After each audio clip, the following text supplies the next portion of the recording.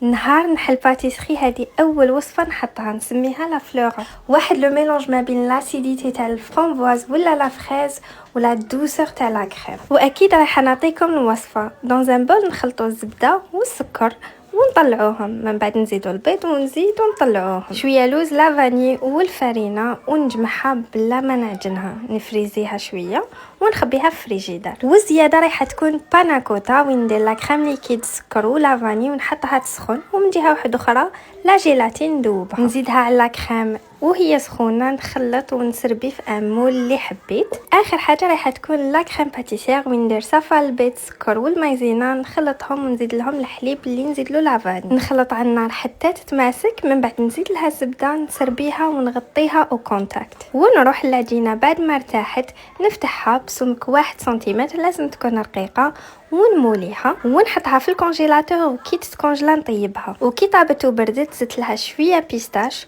وطريت شويه لا كريم باتيسير هذيك زدتها من الفوق. اي بور بلوس دو بيب زدت الكومبوت تاع لا فرامبواز عمرت بها الكاطو، حطيت الباناكوتا من الفوق والفرامبواز صاير داير، وهكذا راهي واجده. دوكا قولوا لي اذا عجبتكم واذا تشروها عليا.